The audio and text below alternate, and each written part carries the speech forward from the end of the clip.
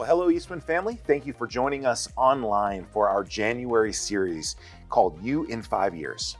It's a collection of talks about taking a look at the next 60 months and what could it look like? Who could we become? What does God have in store for us if we think thoughtfully and intentionally, and we take one step after another, taking a look at how we could live our best life. We say that around here, how we could be inspired to follow Jesus and deepen our faith and relationship with him.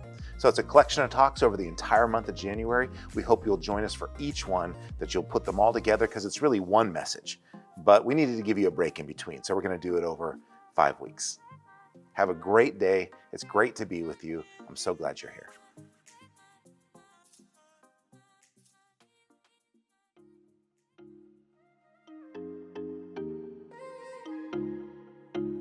Deborah, thank you for joining me today. You're part of our story today, where we're going to just get to know the people of Eastwind. And you and I shared a life group. So I've had a chance to have a few members from our life group in, and just want to kind of talk about why and what that looks like. And you've been such an inspiration to me because of the way I've watched you jump in. I mean, I've been inspired to follow Jesus through watching you. So before we get into that, I just want you to introduce yourself. Not everybody knows you. You joined Eastwind during the pandemic. So introduce yourself, tell us a little bit about you, and then we'll talk about life groups. Okay. My name's Deborah, and I'm from Colorado originally and moved to California, where I met my husband and where we ended up having 3 boys in 2 years. So that was my first quarantine. That's when I call it my first quarantine, when I only went to the grocery store for a year. And we kind of got out of the really heavy lifting younger years of the children's life and decided that living in a place that would be more able to roam and more activities that the state provides in the city would be a better fit for our family. So we packed up and we moved here in July. Yeah, well, welcome. I met you in July, and it was a bold move. You could have just stuck with Colorado the whole time, but you added the California piece in there, which is great. A little shout out to Josh for that one. But so you got this family, these 3 boys. If people couldn't do the math, there's twins involved there. Otherwise, you're a miracle worker. So we've got these 3 boys, this marriage, you relocate, this new life, outdoor adventure, and you find this church, Eastwind. And you were in a life group this last fall. In a very short time, you went from showing up on a Sunday, meeting some people, to saying yes to like weekly being in community. Tell us why. Let people know, why would you do that? You're not exactly sitting home going, what do I do with all my extra time? Yes, well, other than an escape from the kids, which isn't the true reason why, but I had participated as a churchgoer for my adult life at a church that was great, but I didn't ever participate in it. I was regularly attending, but I didn't really feel like I was part of the church. And anytime they announced life groups, I would see the announcements and there would be the sign-up periods, but it didn't dawn on me to ever sign up because I thought that other people were part of the church and I just was an unseen participant. And it wasn't until I joined Mothers of Preschoolers, otherwise known as MOPS, that I was part of a group that was affiliated with a church where I was invited, I was seen, I was recognized. And when they pitched life groups at the church associated, it was so much easier to say yes because I already knew people who were going, and I wasn't waiting for the invitation. It just felt like I should naturally go with my friend who's in that group. And so when I was leaving, when I left California, I had just joined that group of women and the church and the small groups and found kind of my place. And I knew leaving that was going to be hard. And so my goal was when I got here to jump right in. And so I found MOPS, which is associated, the Southeast branch is associated through MOPS or Eastwind. So I found Eastwind because of MOPS, and there were barbecues that I just jumped right in when the summer started. And I watched your sermon online and I was like, okay, I like this church. And it was going. It was like a church that you could actually participate in going to. So I just decided to start going and immerse myself. And again, my goal was to get involved, not to just be a passive participant and just watch church go by again. And when I saw you guys were doing life groups, I was ready to keep moving forward despite everything else shutting down. My life had been shut down in previous years. So I was ready to, in any way I could, move forward and get that connection in the community, and just really that spiritual piece too of being connected with other Christians. Let me jump on that piece, like that spiritual piece. So you've taken those steps into community, being with other moms who are raising preschoolers, moving from being sort of an observer. And I love how you said it wasn't that you wanted to be an observer. It just felt like there was a group who was kind of in, and then you were not in that group. And so making that decision to say yes to community, how, like our mission is to inspire people to follow Jesus and deepen their faith and relationship with him. How does a life group play a key part in that? There's so many ways we can discover God. But how for you has a life group played a role in deepening your faith and relationship with Jesus? It took me from being a surface churchgoer and doing, well, in MOPS they call it momming alone. You don't want to do that. And I realized I was churching alone, and I was kind of lifing alone. And what life groups brought me was this center place where you can be in a community of people who encourage you, comfort you, listen to you, pray for you. And then all of a sudden you're not doing these things alone. And it just deepened my faith. And it took me to a different level of community involvement, because there were opportunities to then serve at the other church and then in this life group as well. So you're getting involved in another place where you're being invited. Any of us could volunteer anytime, but it helps when you're being invited and you feel like you're included. So it brought me from churching alone and following God alone to the richness that's involved when we do it together. And the biggest part I was missing out of churching alone was God speaks to us through other people. And without finding an intimate group of people that you can talk about God, learn about God, ask the big questions, pray for each other, you're missing an opportunity where God can speak through other people in your life and where other people can pray for you. Yeah, that's so good. Churching alone, being alone, like versus like together, which is so in the heart of God. Yeah. To be together in community. Thank you. Thanks for sharing that. We're going to close. I got an interesting question for you. It's about being a mom and raising kids today.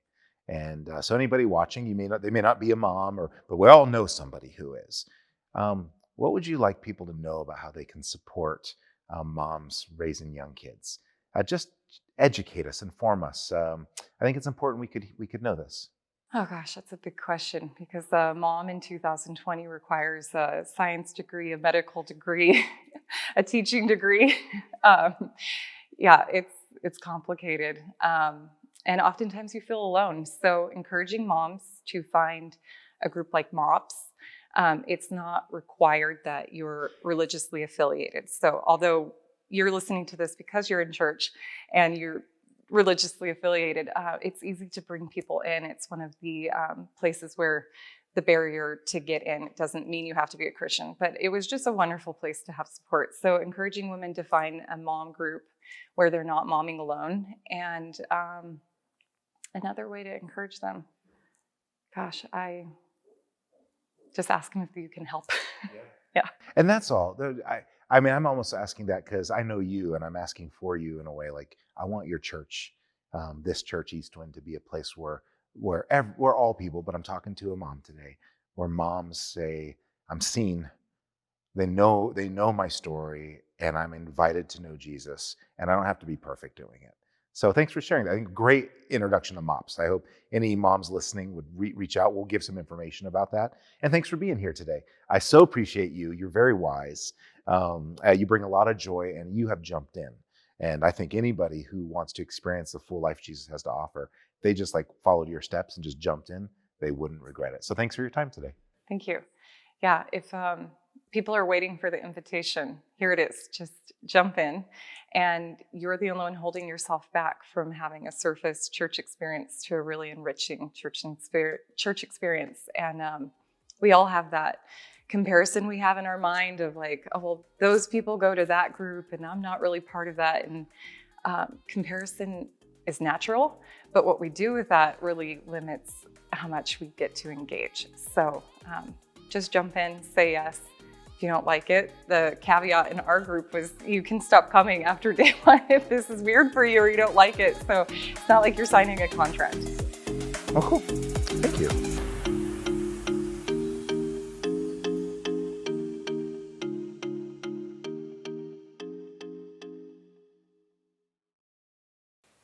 Well, thank you for joining us today as we continue our conversation about you in 5 years. And we've taken a look from the start of January at this idea about let's set New Year's resolutions aside.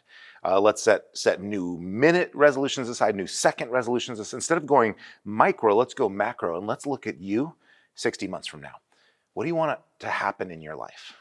Who do you want to be? What do you want to leave behind? And our hope above all is that that story would include you discovering who you are in Jesus Christ, that you'd be inspired to follow him, to deepen your faith and relationship with him. And for many of you, that starts right here, this first step of jumping in and being part of this conversation. So I want to welcome you. If you're a guest or a visitor, I want to say welcome home. We're so glad you're here. And if you're our Eastwind family, we miss you. We love you. I hope today is good for you and that you've been on this whole You in 5 Years journey. And if you missed any of the last weeks, we encourage you to go back to our YouTube channel, check them out, because the whole series of talks strings together in one big answer to a question of, what could it look like 5 years from now? And so thinking about that, you probably cracked open a fortune cookie at some point in your life and this was inside of it. Or you played a parables or proverbs game where you had to fill in the end. And it's like, we all know this, the journey of 1,000 years begins with, you got it right, a step. Now this is both good, this makes sense, right? Like one foot in front of the other. And this is good and bad, one step at a time. But the direction of that step determines everything. Now, just a moment ago, I said we want to inspire you to follow Jesus. And so a step in the direction of Jesus and a step away from Jesus will lead to two completely different outcomes in your life 5 years from now. And that you might think of that as just like one small shift, one small degree, just a little bit. In aviation, this is called the 1 and 60 rule. For every single degree you're off course, for every mile, I got the 1 and 60 rule totally wrong. Let me try to say that again. The 1 and 60 rule states that for every single degree you're off course, you'll end up 1 mile off your target within 60 miles. Every single degree off course, you'll end up 1 mile off your target every 60 miles. And that's maybe an undergirding idea for today's talk. How many degrees? What do we want to do with those degrees? What steps and habits can we put in place? What does God have to say with us about how fast we should change and how slow and careful we should be to build something that lasts? And this principle really played out in 1979. I want to read a story to you to kind of bring it home. There was a passenger jet carrying 257 people that left New Zealand for a sightseeing flight to Antarctica and back. And unknown to the pilots, there was a minor 2-degree error in the flight coordinates. So this placed the aircraft 28 miles to the east of where the pilots thought they were. And as they approached Antarctica, the pilots descended to a lower altitude to give the passengers a better look at the landscape. And they were both experienced pilots, but neither had flown in that particular landscape. They had no way of knowing that those incorrect coordinates placed them directly in the path of Mount Erebus. That's an active volcano that rises from the frozen landscape to a height of more than 12,000 feet. And the sad story is that the plane and passengers crashed into the side of the volcano and everyone on board died. It was a tragedy brought on by a minor error, 2 degrees. So one step at a time in the wrong direction can lead to a devastating life, but one step at a time in the right direction can also lead to a future of strength and peace and wholeness and hope. So today's message, in light of that, I'm going to give it to today's talk the title, Little by Little. And we're going to take a look at a story in an Old Testament book called Deuteronomy. And I want to give a little backstory and history that brings us to this place. So if you were to travel the lands of Israel today, you would find an archaeological trail that affirms the following outline of history. Little kind of overview, spark notes, if you will, for us. So from 17th, which is the 17th century, is kind of understood as the beginning of the Jewish people, the people of Israel. And from the 17th to the 13th century, we see Abraham. Abraham comes on the scene. I'm going to talk about him in a moment. Isaac and Jacob, they're called the patriarchs, the three, the father, the great-grandfather, the grandfather, and the father of Israel. Now, Abraham, the story all begins, if you don't know it, Abraham and his wife Sarah are old. And God comes to them and he says, he reveals himself to be the true God and says, Abraham and Sarah, you are going to be the grandparents of a great nation, the great grandparents of a great nation. And the name Abraham actually means the father of many. But the irony of that was that they didn't have any kids and they were old, but they trusted God. And that's the kind of the beginning of the story. This old couple that hasn't had kids and doesn't think they ever will, trusting God that he said something that was going to come to pass. It's so wild, actually, that in the New Testament, in the story of Romans or the letter to the church in Rome, they're talking about Abraham's faith. And it says this, against all hope, Abraham in hope believed and so became the father of many nations. And just as it had been said to him, so shall your offspring be.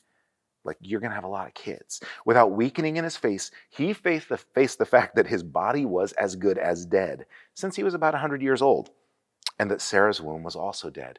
This is, like, listen to the intensity and the clarity of that line. His body was almost dead. So the whole story begins with a guy, like, you don't want to lead on your Match.com profile with that. Like, I like pina coladas. I like being caught in the rain. My body is as good as dead. But that's where Abraham was. His body was as good as dead, and yet through faith he trusted God.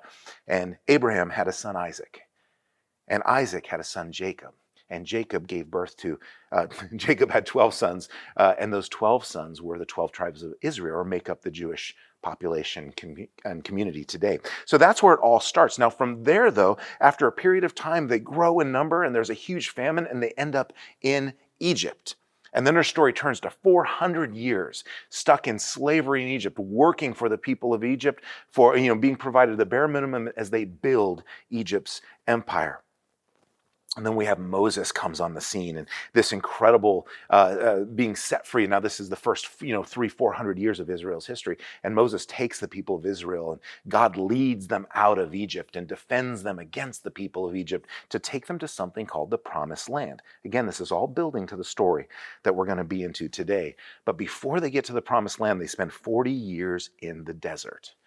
40 years wandering around, waiting to enter in to the land of Canaan. It's the Canaanites and the Jebusites and the Hivites. There's all these developed, fortified cities in this land. And the story, now I want to point out in our Deuteronomy story that it's a story of conquest, and it takes place in a time and an era of conquest and conquest histories.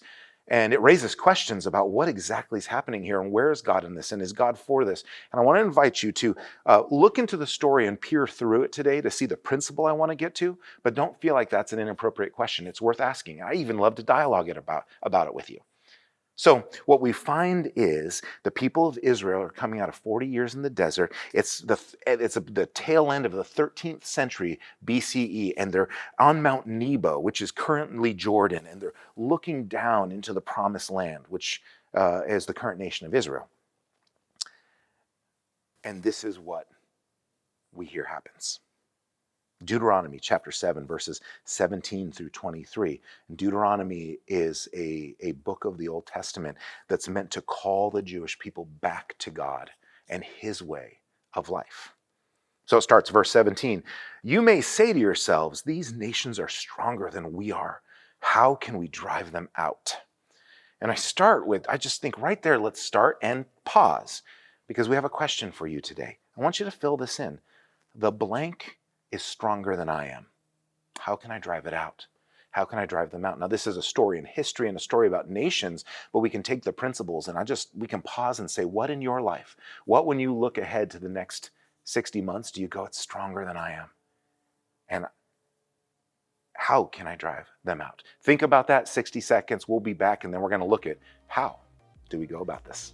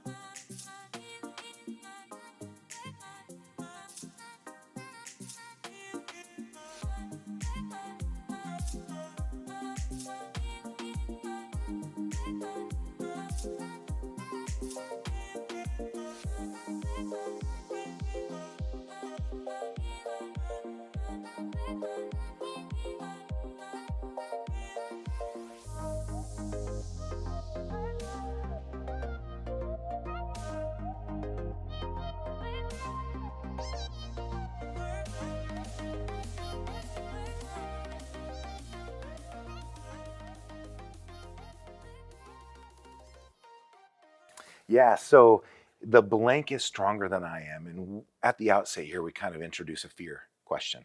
And I want to invite you that I think in this you in 5 years, for you individually, for us as a community, the sense of the unknown and how change might cost more than it will give, or if we might lose a sense of ourselves, the fear raises up and it's real. Hold that as we kind of hear. I want you to see the size of God in the scope of our lives. So you may say to yourselves, those nations are stronger than we are. How can we drive them out? But do not be afraid of them. And today's little by little is not about not being afraid, but if you need to hear that, take that, write it down, grab hold of it, sit with God, ask him, why should I not be afraid? Because God is good and he is for you and he wants you to live without fear. So do not be afraid of them. Remember well what the Lord your God did to Pharaoh and to all of Egypt. You saw with your own eyes the great trials, the signs and wonders, the mighty hand and outstretched arm with which the Lord your God brought you out. The Lord your God will do the same to all the peoples you now fear. So this conquest story now continues with God saying, don't be afraid, but remember. Remember that history story? It started with Abraham, Isaac, Jacob. Israel grows on the 12 nations of Jacob's sons, and then they end up in slavery in Egypt. And if you know the story, most of us do, even through pop culture, there's plagues and there's miracles. There's like toads and gnats and storms and a blood red Nile river. And eventually Pharaoh says, please, Moses, just take your people and go. Your God is too powerful. God says, remember. And so the first thing I want to tell you today, as we think about little by little, is it's built on a framework of remembering who God is. Remember well. This is like when you're hiking and you need to find your way and people, a cairn, like people stack stones. Stacking stones is such a great spiritual principle. If you have walked with God, make sure you stack stones. Remember when he showed up. Remember when he was there. Remember when he came through. Because it is so easy to pause and forget and think and remember the hard and the fear and the pain and the loss. But if you remember how he was with you in the loss, boy, that's a stone you can stack and you can look back on. I think in my own personal family and journey, a story my mom told me once, and growing up without faith in a really difficult environment, at one point when she became a Christian, she remembered as a child one scary night where her life was in a bunch of turmoil and her home was in turmoil, and she felt like God was with her. She didn't really know God or have a relationship with God, but even that little act, she remembered that. And that was part of her coming back to God, or coming to Jesus as an adult. And so remember well. And then verse 20, the next thing, moreover, the Lord your God will send a hornet among them until even the survivors who hide from you have perished. Now, okay, you heard it right. I read it right. A hornet. I've read through tons of commentaries, scholars talking about hornet. Nobody really knows, or nobody really knew what it was. They thought it might be like this idea of a general despair that would wash over the enemies of Israel. Or maybe it was like just a really big hornet that would, take out Israel. And well, nobody knows. And 2020 gave us the answer, though. 2020 gave us murder hornets. And now it makes a little more sense. And this meme is actually my favorite murder hornet meme. I love linking together toilet paper and murder hornets. It's about the best way to talk about 2020 without including pandemic or coronavirus in your conversation. So murder hornet, we're going to set that aside. It's part of the dramatic story, and we're going to pick back up in verse 21. Do not be terrified by them, for the Lord your God who is among you is a great and awesome God. The Lord your God will drive out those nations before you, little by little. You will not be allowed to eliminate them all at once, or the wild animals will multiply around you. Okay, so that's it. That's the series title. That's the talk today. That's it. Little by little, God says, I'm going to go ahead of you. You're afraid. You're overpowered. You don't have what it takes, but I'm going to go ahead of you and show you that with me you do. And as I go ahead of you, I'm going to drive out those things you fear. The change that you're looking for is going to come.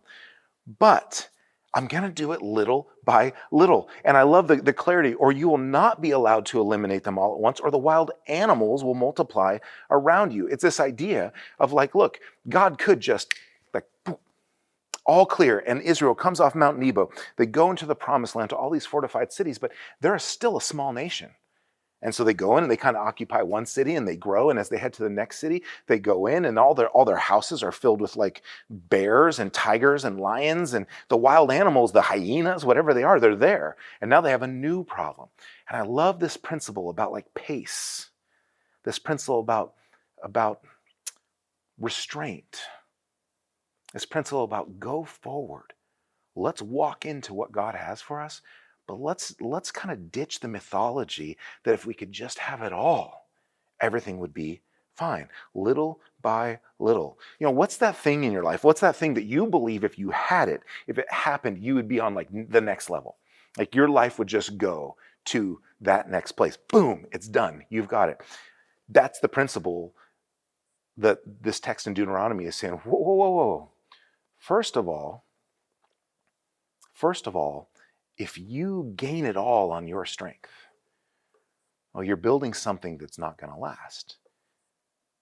If you gain it all by relying on God and trusting God and walking with God and obeying God as you go forward, you're going to build something that's going to last, primarily like what happens in you and who you become and how your life is shaped to be someone who, well, when we say around here sometimes, like to be who you're meant to be. And what we mean is not that you'll have like an awesome life in the 70 to 100 years you live here, but that you'll understand that you're made for eternity in relationship with God. You know, I was thinking about this with, like I would love to win the lottery, like one of the Powerball ones. But I did a little research on what happens with lottery winners, and it's incredible. There's a lot of great stories, but there's a lot of sad stories too. I printed up, 10 lottery winners whose lives fell apart after having it all, after everything arrived. Evelyn Adams actually won the lottery twice, in 1985 and in 1986. But by 2001, Adams had run out of all her money and had no place to live. I love William Bud Post. He won $16 million in 1988, but this is what he said in 1993. Everybody dreams of winning money, but nobody realizes the nightmares that come out of the woodwork or the problems. Post ended up going through 6 marriages, each ending in divorce, and finally declaring bankruptcy and dying of respiratory failure at the age of 66. In 1989, Willie Hurt won $3.1 million. Willie Hurt ended up killing his partner during sort of a drug-infused experience. I mean, this is intense stuff. I could go through Billy Bob Harrell, Victoria Zell, Michael Carroll. These are all people who won big. Abraham Shakespeare won $31 million in 2006. He was generous, actually. He gave money to anyone who asked for it. But somebody befriended him, swindled all his money from him, and left him for dead.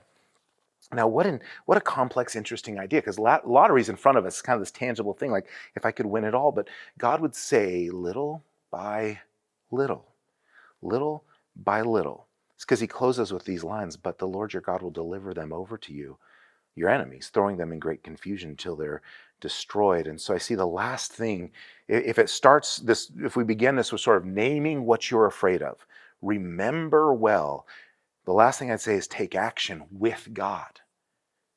Take no more action than God calls you to take. Take no less action. Take action with God. Because whenever we face anything in our lives, whenever God calls us to do something which exceeds our power, our ability, our resources, we must still obey him and boldly break through whatever obstacles present themselves. And I think that's key to being inspired to follow Jesus and deepen your faith and relationship with him. It's this idea that you will boldly break through whatever obstacles present themselves, little by little. And so if I could summarize, like that Deuteronomy text that took place in 13th century BCE about Israel coming down off Mount Nebo and entering into this promised land, which was occupied with enemies, I would say this, that the future you want is not built on large wins, but small steps continuously repeated, little by little.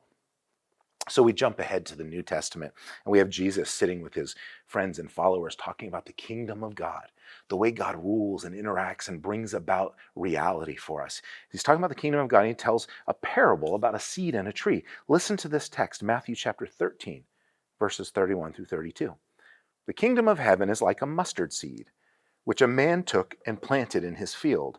And though it's the smallest of all seeds, yet when it grows, it is the largest of garden plants, and becomes a tree so that the birds come and perch on its branches. And this is such a classic parable. Jesus is talking about how the kingdom of God grows and expands and becomes this full of life thing. And he invites us, you and I, to be part of it, you and I to join it. But he starts by saying the kingdom of God is like a mustard seed. Now, I'm not even sure I can, hold on. Oh, there we go, dramatic. Like it's so small. It's now mustard seed. Now here's what's really key though. He didn't say the mustard seed is the smallest seed in the entire seed kingdom, because that's not how Eastern and biblical thought works. It's not about it being the smallest. It's the idea of smallness. The idea that so the mustard seed immediately conjures up the idea of smallness.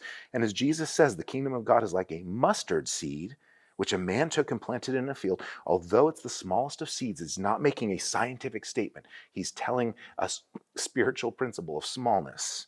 Yet when it grows, it's the largest of plants. As we also know, it's not the largest. But this is what it becomes. The mustard seed in that day was most likely the Salvadora persica. And this little seed within 3 years can produce this plant. And that's the invitation. What if our lives could begin? What if today, 2021, January, we're here and there's a dream you have in your heart. But I want to challenge you, don't let that dream exclude God. Lean into the dream God has for you.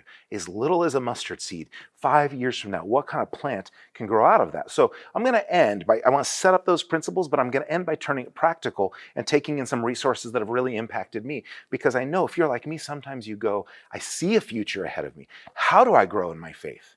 How do I strengthen my marriage? How do I become a stronger parent? How do I improve my efforts at school or in sports? How do I lean into and become? So I want this in all play. But my biggest desire is that you would ask, how do I grow? How do I deepen my understanding, my faith, my experience with Jesus? But everything else, it's applicable across. So I'm going to talk about two different authors that impacted me. One is John Acuff and his book Finish, and then James Clear and his book Atomic Habits. And I'm going to condense them down into just a few practical things. So we started with name the fear, remember well, take action with God. But what does that look like day to day? Well, I mean, those are great concepts. But what does that look day to day? How does that mustard seed, what actions can take place in your life so little by little, small steps repeated over time can bring about huge results, can bring about great growth? And for us as a community, what steps, what actions can bring about this idea that Southeast Boise would experience the hope of Christ through serving outside the walls, loving our neighbors in the schools, and being a light and a resource and a place of joy for people when we're all just a little bit stressed out, might be a good way to say it. So let's take a look. I'm going to give you a few steps. The first is embrace imperfection. You've probably heard the line, good is the enemy of great. Jim Collins, great business author and writer, good's the enemy of great. But actually what I want to say is we start out thinking about habits and moving forward and leaning into 1 degree, making sure our degrees are right.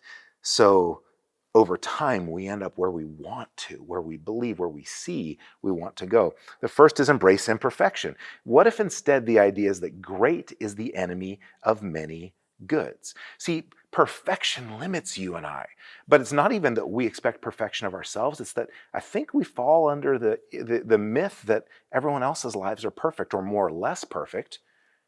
And so ours aren't. And that lack of perfection can be crippling. So let me say that again. Great is the enemy of many goods. This idea is actually attributed to Voltaire, who said the best is the enemy of the good. But the first thing you and I can do is we can embrace the day after perfect. Here's what I mean by that. Let's say you set out and you go, I do want to grow in my understanding of God. So I'm going to start reading. I'd recommend the book of John in the New Testament. I'm going to start reading the book of John, just 5 minutes a day. But you get 1 day in, 2 days in, and the third day you miss it. You sleep in, something comes up, your kids need something, your roommate snored too loud, something comes up. And you go, well, I blew it. And often for whatever reason, we just ditch the whole thing instead of saying, no, the day after perfect, that's the day where I go after it. So we have to embrace imperfection by valuing the day after perfect. The next step is take ridiculously small steps. And I mean, look, we're all compelled, like, like a go big or go home. That's probably like a great slogan for your gym. And everyone's like juiced up and in their bro tanks and getting curls on. And you're going and you feel so small and so insignificant. Like, go big or go home. Great slogan. But John Acuff in Finnish, he discovered that when his clients cut their goals in half, they were 63% more successful at reaching their original goal. So they start by rejecting the idea of perfect and embracing imperfection, and then take ridiculously small steps. Half your goals is another way to think about it. But maybe half your goals is too intimidating. Quarter your goals, 1/100th your goal. Let's take flossing. Okay, we all know flossing's good. Like, I think we all know flossing's good, but nobody wants to talk about it, right? So flossing. Who wants to like end every day wrapping string around their fingers and sticking their hands in their mouth? And so what Acuff would say is actually ridiculously small steps. Like, make them so teeny. Say, I'm just gonna floss one tooth a day, because 5 years from now, I want all my teeth. Floss one tooth. And then you know what happens? This is what they found. So you're flossing that one tooth. All right, let's imagine the floss is there. This is not using a prop for this. And you're flossing that one tooth, and you go, you know what? There's another tooth right next to it. I might just floss that tooth. And you're like a bad boy in that moment, or a bad girl. You're like, yeah, and you're flossing too. And you know who wins? You do. Your gums do. Your teeth do, because you took ridiculously small steps. Over time, you find you're flossing all of your teeth, but you only set out to floss one. So Acuff says, take ridiculously small steps, because they actually get us to where we want to go. Think about this in your spiritual life with habits and disciplines. You were to say, I want to learn how to pray. So I'm going to pray 30 minutes a day. I don't pray 30 minutes a day, but I do want to grow in my prayer life. And so you try to pray for 30 minutes. It'll be hard. By like 2 minutes in, your mind's running wild. You're thinking about the latest Netflix show you watched. If you're like me, all of a sudden, like wildly, there's unicorns and bunnies, and you're like, what's happening in my head? I just wanted to pray. And then you get discouraged. Now pull back. Say, you know what I'm gonna do? Every day I want to stop for a moment, once a day, and I'm gonna practice praying. I'm gonna say, God, I know you're there. Please help me learn how to talk with you. I want to learn how to listen to you. And just start ridiculously small goals, one step at a time. I think all of us should consider this with social media. All of us. And right as soon as I said that, you might have had a panic, but Acuff's got a great quote. If taking a break from social media sounds intimidating, remember, you've already done this for an entire year. It was called 1997. So those of you who are a little younger, you're like, what? What happened in 97? There was no social media. Third thing then, so we're going to rifle through this. We start with embrace imperfection. Take ridiculously small steps, or half your goals at least. The third is be bad at some things. I don't have a lot to say about this. I just want it to be a freeing statement. Give yourself permission to be bad at some things. Maybe flossing one tooth means you only wash half your face instead of your whole face. That's a horrible example. Let me put it this way. It's what Andy Stanley calls choosing to cheat. He says when we cheat, we choose to give up one thing in hopes of gaining something else of greater value. Think about your relationships. If you're married, you can't be fully committed to your work and fully committed to your spouse. Stanley would say, you got to choose to cheat. One of those gets a little less so the other one can get the full life. And you know which one it is. It's your marriage. You choose to cheat. You find a way where something gets less so you can gain something of greater value. Embrace imperfection. Take ridiculously small steps. Be bad at some things. And I love this one. Skip motivation. I love motivation, so this is hard. Skip motivation and be intentional. Practically, this means write it down. In Atomic Habits, James Clear says, outcomes are a lagging measure of behavior and habits. And he points out that this is a when and where thing. So lead measure and lag measure. A lag measure is like, I want a vibrant relationship with God. But that's motivation. How do you get down to intention? I understand that if I want to grow in my relationship with God, I want to surround myself with people who will explore him with me. I'm going to be in a life group. Intention, I'm going to be in a life group this session. I'm going to sign up for a life group and I'm going to go every time on Tuesday night at 7 o'clock. I'm going to do that for 8 or 10 weeks. See, that's intention. Motivation is like, I really want to get to know some people and connect in this church. So I'm going to be in a life group. I really want to be in a life group. I'm stoked about being in a life group. I think it'll be great. See the difference between the two? Outcomes are a lagging measure of behavior and habits. What I'm trying to say is that, and this is well researched, that motivation is not a significant indicator of change in any area of your life. Intention is. If you're not happy with the person you've become, motivation's not going to get you to the other side. Intention is. Shift the degrees back so they point you to where you know you should go. Skip motivation, be intentional. And 2 more left. The 5th is make a chain, and when it breaks, start over. By make a chain, that's back to the little by little. 1 step at a time over time. It's like saying there's power in being able to maintain what you obtain. There's power in that. The things showing, so when God in Deuteronomy says, I'm going to go before you and clean out the space and you can move in, but I'm not going to do too much at once. It's actually going to be a 7-year journey. That's how long it took. I'm not going to do too much at once because you're going to need to maintain the things you've obtained. You have to maintain them. And as you maintain them, then you can obtain more. That principle can apply across a lot of things, and it goes back to sort of the lottery principle. You obtain massive amounts of money in a moment. Maintaining a quality of life and health becomes really difficult. So thinking of that idea, that make a chain and when it breaks, start over. A chain is just simply repeat the habit time after time after time after time. If someone you love has said, I just want more affirmation from you, then every day say to yourself, I will not leave the house without looking that person in the eyes and saying, I love you. Every day. And then if you miss it one day, you just the next day, you start over. James Clear in Atomic Habits says in the European Journal of Social Psychology, missing any single day of a particular habit has no impact on your long-term ability to stick to the habit. It doesn't matter when it occurs. Making a mistake and slipping up does not alter the long-term outcome if you find a way to get back on track. Hear that closing line. Making a mistake, slipping up, does not alter the long-term outcome if you find a way to get back on track. And to me, this is a nod at perfectionism. Perfectionism tells us that, good is the enemy of that great thing. But reality tells us great is the enemy of many goods. Many, many, many goods. You make a mistake, your chain breaks, it slips up, find a way to get back on track. Now, there's a lot here. I'd recommend reading both these books if you just want a great read to kind of wrestle with the next 60 months and how to shape things up. But John Acuff Finish and James Clear, Atomic Habits, and I've kind of merged and synthesized and condensed principles from both their books. But I want to end with this, and it's have fun. James Clear says, make it satisfying.